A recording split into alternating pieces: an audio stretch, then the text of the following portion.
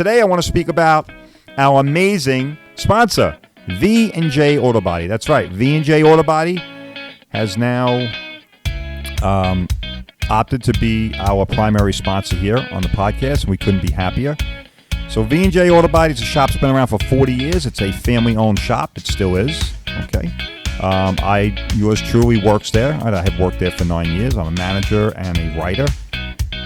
We have a fantastic, dynamic crew, right? Professional in all ways. Myself and my partner have between us probably about 40 years combined experience in the insurance industry in various roles. The shop itself is a very progressive shop. And what I mean by that is a future forward-looking shop. We have attained most major manufacturer certifications. Most recently, we just became Range Rover certified and Rivian. We continue to move forward in that realm as well. All right. So, from a standpoint of being prepared to assist you, the public, in every possible way when it comes to having your collision damaged vehicle repaired and restored to pre-loss condition, V&J Auto Body is the one place you need to be. All right. The shop itself, we have some of the most highly trained technicians. We have the most advanced equipment, right? And we're continually upgrading that and continuing the training for all people. And they really make the investment, folks. I mean, we're sending guys across the country. The owners themselves, James Verone and Chandler, are always attending various industry seminars and various talking heads and folks that are intimately involved in the industry, right? So that we stay ahead of the curve and we know what's happening before it happens. All right, we know what's coming. So we're prepared. All right, we are prepared both intellectually, technically, all right, and also business-wise. All right, and the one thing you can always count on with V&J Auto Body is we're going to represent your interests and not the interests of the insurance company. All right, and we're going to be with you all the way from start to finish. All right, our professional office staff, all right, they're of claim rep quality. All right, and the girls do a phenomenal job. They really know the insurance industry inside out. All right, and they can make sure that your claim gets reported, recorded, and handled the right way from the beginning. All right, so you don't have to worry about that part of the aggravation. All right, V&J is going to take care of all that for you. All right, V&J Auto Body, they are in Lindenhurst and can be reached at 631-226-0070. That's 631-226-0070. Of course, they are on our network at collisionservicenetwork.com. All right, but V&J Auto Body, folks, if you're in the Babylon area, if you live in the town of Babylon, you're in that area, you certainly should be having your car repaired there. So remember, all right, if you get into an accident or you need to file an insurance claim, give the folks over at V&J Auto Body a call, 631-226-0070. They have your back.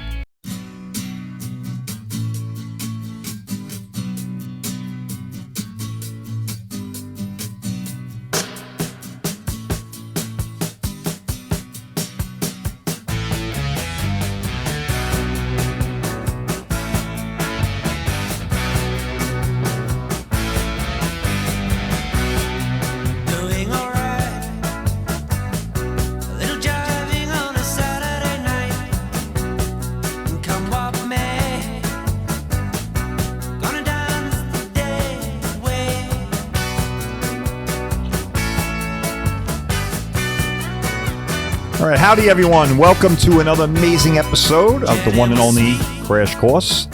Welcome to all the followers. If you're new and you're just stopping by or somebody mentioned us to you and you want to check us out, well, welcome. And we welcome newcomers, of course. We do keep growing. Thank you very much for the support out there, all of our followers and all of our listeners of the show. All right, I really appreciate it. All right, I mean we're growing leaps and bounds. All right, and it's amazing, it's phenomenal, and it's terrific. All right, it's good for the folks, good for us, right? Because that means that more and more people are hearing what I have to say, and what I have to say is very important, right? I know it doesn't seem important. It's insurance, right? Who gives a crap?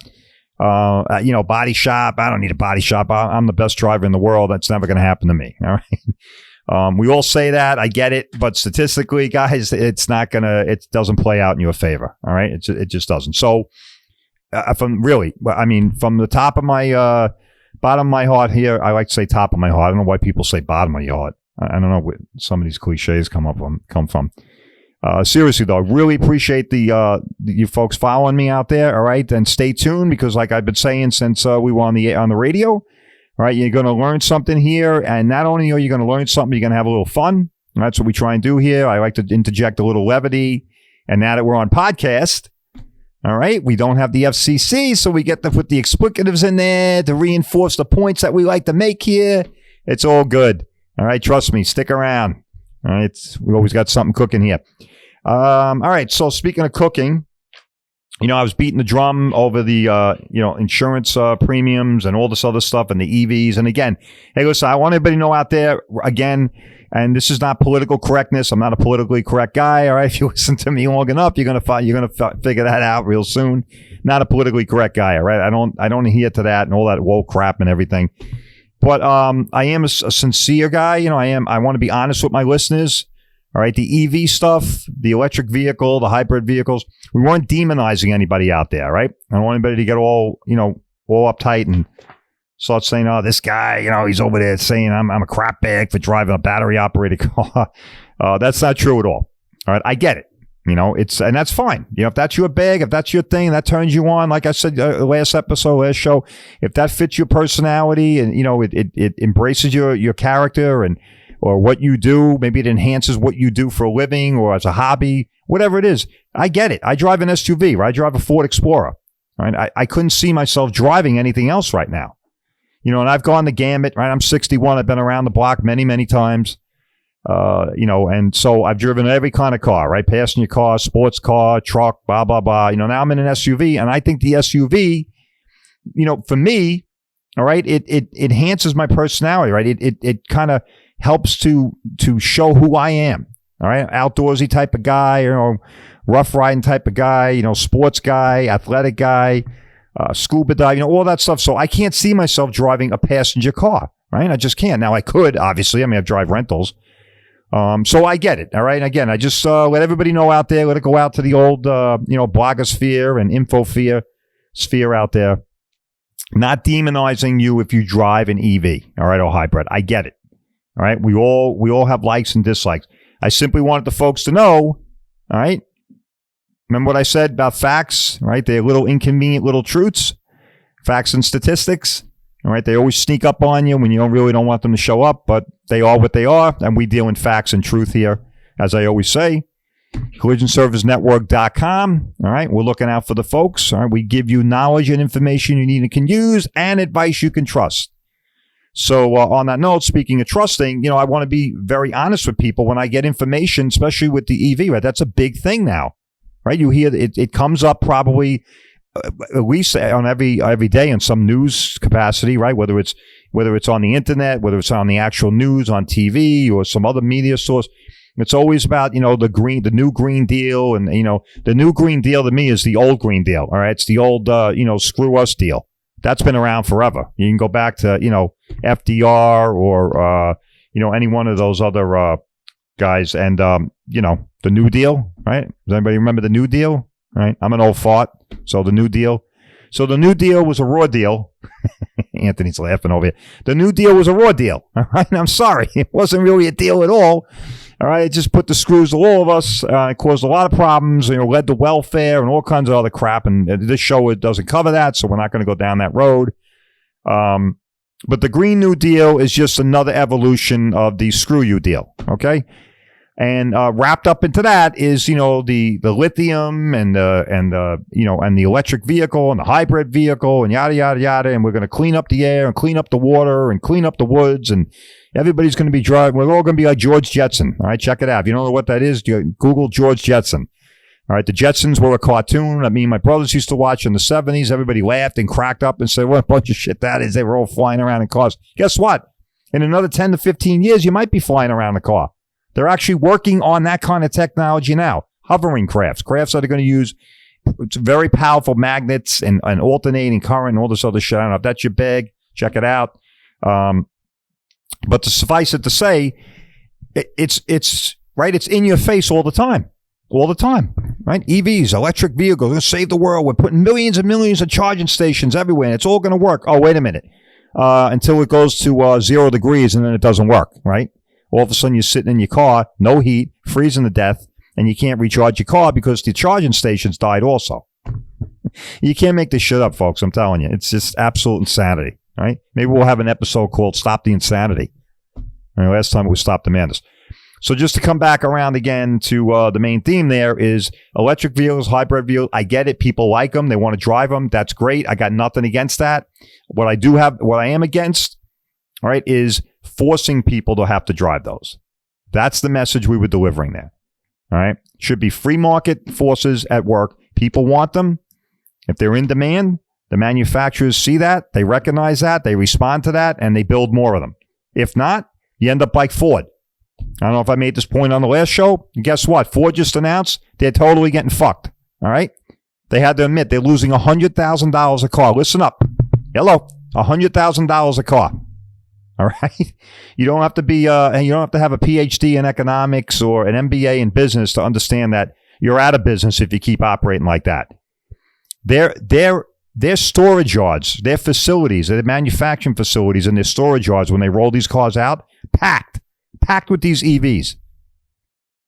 They can't sell them, folks. They're not moving them. So again, truth, facts, right? Inconvenient little truths. Facts are inconvenient little truths. Well, here's a fact. Fact is, they're not being sold.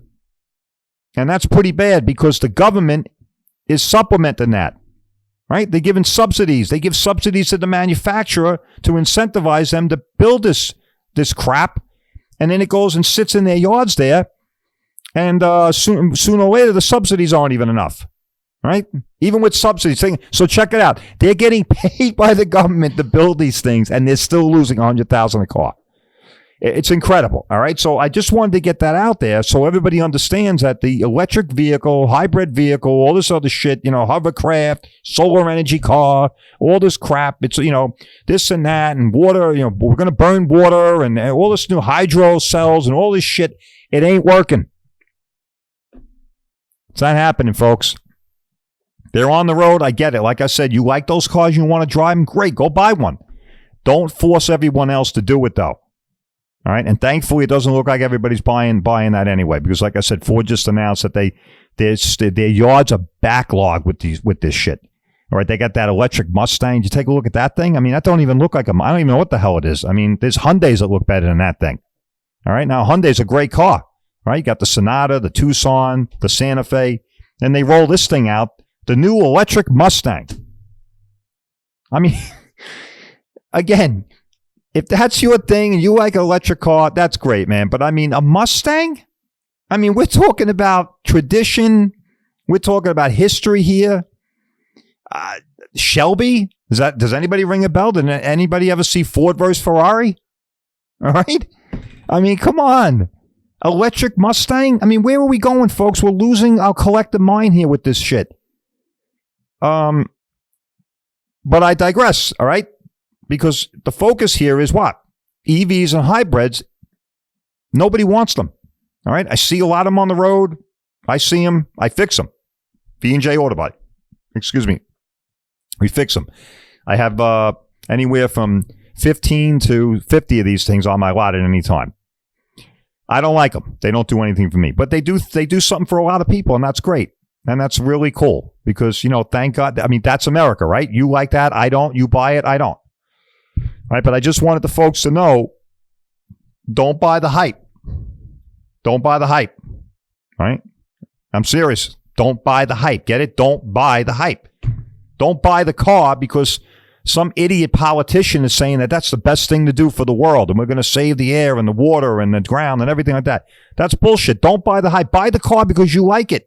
You like electric vehicles? You think you look cool in them? You think it helps you? You think it's, I don't know, do you think it's aesthetically pleasing? Right? Great. Then buy it. But don't buy the hype. Right? Because the hype's a lie. Right? And Ford just had to announce that last month. They're cutting production on all electric vehicles. Now check it out. They have the all-electric Ford F-150. You know how many of those they sold? Like none. Okay, the thing's astronomically expensive as it is, and now they add electric to it, and nobody wants it, and they're stuck with that. So that's what I just want people to understand, that It's okay. It's cool if you're driving it. It's cool if you own those. I get it. Like I said, I'm a sport utility guy, right? I'm in a Ford Explorer, right? But that's what helps to make who we are, right? That helps to enhance who we are, right? The car we drive becomes part of who we are. It should. Hopefully. I know some people aren't fortunate enough to be choosy. Some people just need wheels to get around, and that's cool. But if you are fortunate enough to pick out a car that you feel, it makes you more of who you are, or enhances your personality, or reflects your personality, right? Or your character, that's cool. All right. And if that's what that is, then go do it. All right. But the electric vehicle thing is not working out as all the brainiacs and the talking heads and the mental midgets would have us believe. So just remember that. All right. And on that, collisionservicenetwork.com, right? Let's not forget collisionservicenetwork.com. Folks, if you haven't checked us out, please do so. Go there, collisionservicenetwork.com. All right. We are the premier company that supports and promotes the privately owned and operated auto body industry here across the great fruited plain of Long Island. That would be Nassau and Suffolk, soon to cover the whole state. But more importantly, we exist for you, all right, for the folks. What do I mean by that? Well, we operate a network of some of the best shops on Long Island. All right, these folks are fantastic. They're totally customer warriors. They want to look out for your interests, represent you, fix your car the way you want it. They have no affiliation or relationship with the insurance industry, only insofar as they have to negotiate an agreed price and get your car restored to pre-loss condition. All right, and I dedicated a couple shows to that, and we will do that again in the future about what that exactly entails and what that means to you, all right, as the insured and as the consumer. But suffice it to say, folks, we are the only company that's done this. Right? We've been doing this for 4 years now. All right, we speak directly to you, the folks. All right, we did it on the air on the radio for almost 2.5 years, and now we're doing it through the podcast. So psyched! I really get ripped to come here. I love doing this. I love getting on the air or whatever this is called on the on the computer. I don't know, on the channel. But seriously, I really enjoy it. I totally get psyched up. I really feel like we're doing tremendous work here. All right, for everyone. All right, for the industry and of course for you folks. All right, I like to inform everybody. You know that if we hear anything, something that I think is very important, I want to get it out there. And on that note, I have something very important to say today, continuing on the insurance issue. So and again, these are facts, not open to debate. Okay. I just dig them up and I report them to you. So the cost of auto insurance jumped 1.8% in April alone. I know some of you are probably shrugging your shoulders like, all right, who gives a shit 1.8? I can handle 1.8. True, so could I. However, 1.8 gets added on to 22.6. All right, so let that sink in. So the 1.8 brings the total annual increase. Folks, we're not even at June yet. Think about it. We're not even technically, officially halfway through the year. And I got this little statistic here, a fact. So the 1.8 brings the total annual increase in our insurance premiums. All of us, folks. I don't care if you didn't have an accident. You could be driving, you could be driving Miss Daisy for 20 years, all right? And be clean as a whistle. Your rates went up. So the total increase, again, since January 1st is 22.6%. All right, let that sink in. 22.6%. All right. When compared with the beginning of 2021, car insurance, this is incredible, man. Car insurance is 50% cheaper in 2021 than now. Now, I'm not good at math. I suck at math. All right. I could barely get through math. I got a C. I got statistics in college. I got a C. Not that great in math, but I could tell you this, 2021 to 2024, I think that's like 4 years. And we're talking a 50% swing in premiums.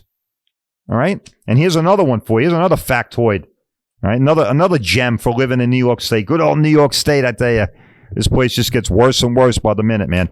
So it's just been rolled out officially. Ready? Bing, ding, ding, ding, ding. New York State, the highest insurance rates. That's right. On average, $33.95 a year now. $33.95. I don't know where the hell they pulled that stat out. I mean, and some people are paying that every 6 months. but they're claiming on average, and I don't even know if they didn't break it down, so I can't tell you if that's just liability, if that's physical damage. I have no idea.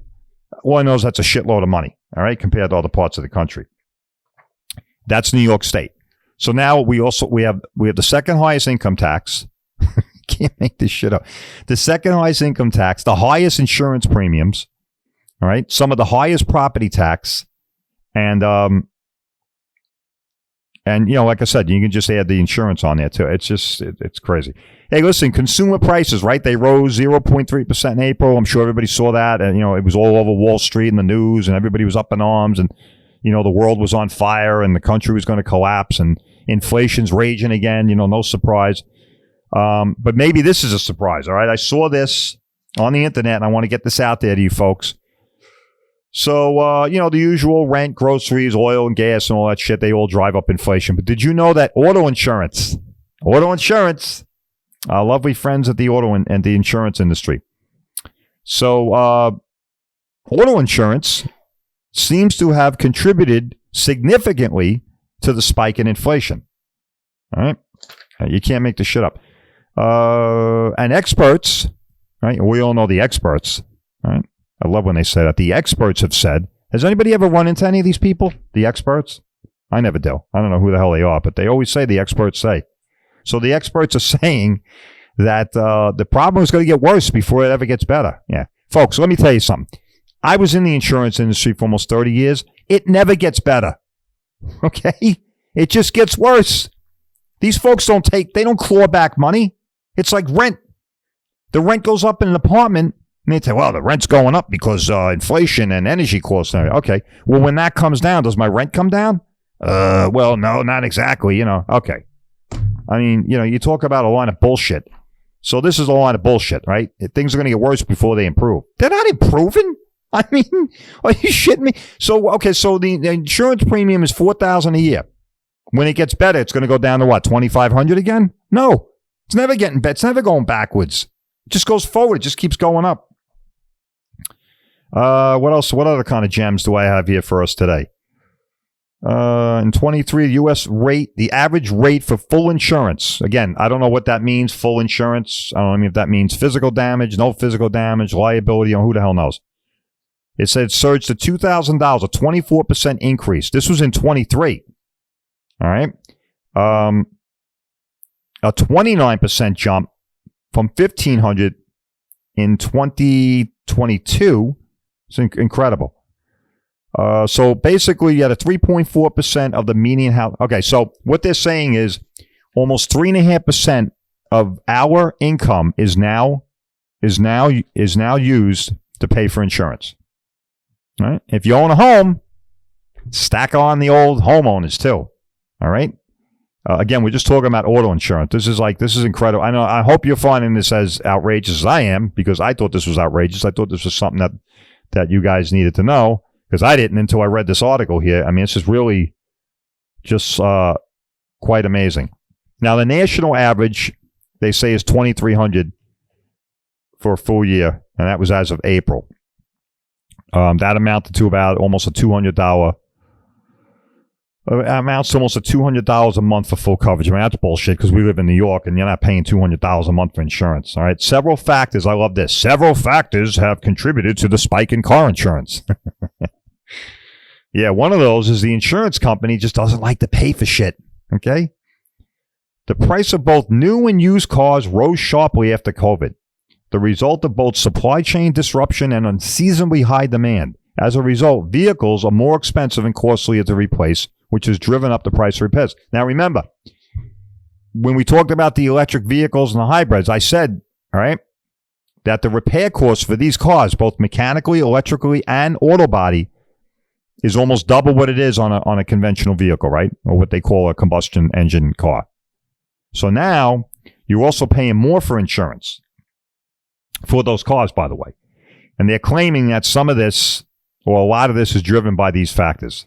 All right, they're saying that the vehicles are more expensive and costly to replace, which has driven up the price of repairs, which drives up the cost of insurance. I got to tell you, folks, sounds good, right? Very plausible. It's getting more costly out there. I just think personally it's all bullshit. That's what I think. We're just getting shafted again, fleeced again by the good old money gods, the insurance companies. All right. Hey, you know what I got here? Reg 64. That's right. Reg 64. This is it, folks. This is our guardian. All right. This is the thing that protects you and I against the insurance companies. Okay. This sets forth the Unfair Claims Practices Act, among other things in here. All right. You know what else it does? That's really, really important for us, for you, is it also signals, states unequivocally that you have the right to take your car to a shop of your choice. All right? That's right. Now, the insurance companies conveniently don't want you to know that, all right, because that never comes up in conversation when you report a claim. But it's in black and white, and it's right in this right here. Reg 64. Very important. Folks, most states don't have as comprehensive a regulation as this. I can't tell you how fortunate. This is one thing. Listen, I have to say this. This is one fortunate reason for living in New York. All right, we do have a very powerful insurance regulation, Reg 64. All right, and you can see this thing's got a lot of pages. I know most of it inside and out. All right, I should. I'm a licensed adjuster in New York State. Other adjusters should probably know it as well as I do, but they don't. But we're very fortunate to be in New York State when it comes to dealing with the insurance company, right? Because this thing, the Reg 64 that I showed you, is like the brickwork, all right? It's like the bulwark for us against the insurance folks. I got to tell you, without this, other parts of the country, the insurance companies, they tell the body shops what to do, and they certainly tell you what to do. All right, and without this, you got no recourse, folks. They just run roughshod all over you. And thanks to the wonderful effort of our illustrious Governor Cuomo, we don't have an insurance department anymore either. That's right. He saw fit to take care of his buddies after he got elected, and he wiped out the Department of Insurance. All right, that sucks because that was a really great asset. It was a great a great department to have. All right. For the auto body industry and, of course, for consumers. All right. It was the Department of the Commissioner of Insurance. All right. This guy, Barry Bistroff. I dealt with him many times. Great guy. He was very accessible. We used to call him. I worked for an independent adjusting company. You could reach out to him. That's all gone, folks. All gone. Now, we still have Reg 64, thank God, but we don't have a Department of Insurance. All right. So kind of negates some of what's in here, but it still gives us some gravitas, gives us some flexibility in dealing with the insurance guys. All right, but like I said, the section in here that's very, very important is what I just said. What? Which is that you have a right to bring the car to a shop of your choice. Now, folks, you should remember that. All right? You should remember that. Very important. All right? And I say that really sincerely, both as a professional and on a personal level. All right, that one section there, section 206 in the reg, that states that you have a right to find a body shop of your choice. Very important. Gets very overlooked today. Insurance companies want to wipe it off the table. They don't want you to really know about it. They want you to just go get your car looked at, take it over to Joe Blow's Auto Body, Tricky Dick's Auto Body, half-ass, we fix everything Auto Body, and you'll be taken care of. And if you're not, well, I don't know. Don't call us. That's what they'll tell you. Don't call us. So, the insurance company is settle quick, pay as little money as possible and move them on. But that section's very strong. All right, it's very powerful. It means you can say no to the insurance guys. And at collisionservicenetwork.com, right? collisionservicenetwork.com, we're helping you to find ways to say no. Right? If you have to report an insurance claim, right, and you haven't done it before, it can be a little intimidating, all right, a little overwhelming. All right. And yes, there is a way to speak to your insurance company. If you go to collisionservicenetwork.com, we have information there which will help you and well, it'll help you, but more importantly, it will prepare you. All right. Let's just put it like that. It's going to prepare you to deal with your insurance companies. Folks, we want everybody to call us, right? In fact, our slogan is before you speak to them, you should be calling us. But I get it. People get busy, things happen, shit happens. You get accident. You don't plan accidents, right? They just happen. Could be at a bad time, and you just need to get things done. No problem. All right. Again, you should call us before you speak to them, but if you can't and you had to call them and you did, go to collisionservicenetwork.com. All right, check it out there. There's frequently asked questions, and there's also another paper in there, white paper, that explains how to speak to your insurance company, how to overcome their objections and their apparent approach to wanting to help you. Well, we're here to help you. No, they're there to screw you. Okay, that's what they're there to do. They're there to help themselves. All right, but they'll make it seem like they want to help you. So Section 206 helps us to tell them to go scratch. All right, you have a right to find your own shop, and your own shop is at collisionservicenetwork.com.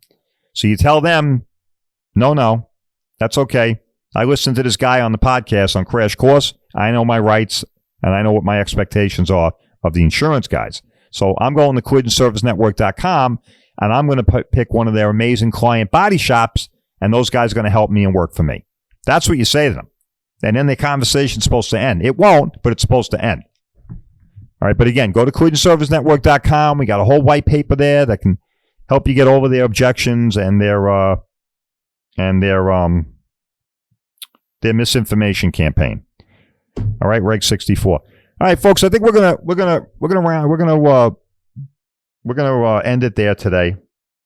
I know I threw a lot of stuff out there. I hope it was helpful. All right, I hope there was a little levity there, a little joke, a little joking. Oh, look at this! Woo, boy, who's better than me, huh? I tell you, that guy on Crash Course, he's got it figured out. Tips for speaking with your insurance company. There it is. Okay, no bullshit here. Crash Course. All right, only facts. All right. Tips for speaking with your insurance company. Pretty cool, right? It was all put together by yours truly, right? Of course, I am a professional. All right, worked in that industry for almost 30 years, folks. This is genuine. All right, these are really genuine rebuttals, genuine objections, and genuine issues that will confront you when you deal with your insurance company, right? And you need to know how to handle it. You need to speak, especially if you've never done it before. Folks, listen, man, no joke. If you've never filed an insurance claim, well, congratulations, all right? But if you find yourself in a situation where you have to, especially today, I would even argue more so today than 25 years ago, all right? Because the insurance companies control virtually everything. You really need to know what approach you have to take, and how to talk to these folks, how to report a claim. It's very important on how you report a claim, all right? And I dedicated a show or two to that also on the radio, and we'll get back to that also one day. But suffice it to say, believe it or not, there is a right and a wrong way to report your claim. Now, I don't mean, nefarious shit like, I don't want to tell them that this really happened. I want to hide this. I want to try and bury that. I want to try and get this fixed. No, not exactly. But how you report the claim will more often than not, determine what your experience is with the whole process, and also how well negotiations go and what gets covered and what doesn't get covered. I'll just leave it at that. All right. Now, nobody else is going to tell you that out there. All right. The other guys aren't going to tell you that. All right. The guys that say they're the voice of the industry and they represent everybody. It's full of shit. They don't represent you. I can tell you that. You know why? Because I represent you. I represent the folks. That's because I'm here, Crash Course Podcast, talking to you fine folks out there, getting this information out there. All right. And explaining stuff to people, helping people. collisionservicenetwork.com. All right, you go there, you pick one of our amazing client auto body shops, and they're going to be able to help you and make sure your car gets fixed the right way. Very important. All right, so we'll end it there. So I just showed you that, right? Showed you that little white paper, and you can find that at collisionservicenetwork.com. Please go there, get familiar with us. All right, and keep spreading the word. Keep telling the folks. Tell your friends, your family, your acquaintances, even your enemies. We'll make them friends here. And spread the word, and let's keep reaching more people. All right. So until next time, keep it real, keep it cool. All right, and always remember, Collision Service Network and Crash Course are looking out for you. All right, we're giving you information and knowledge you need and can use, and advice you can trust in a not so trustworthy world. See you next time.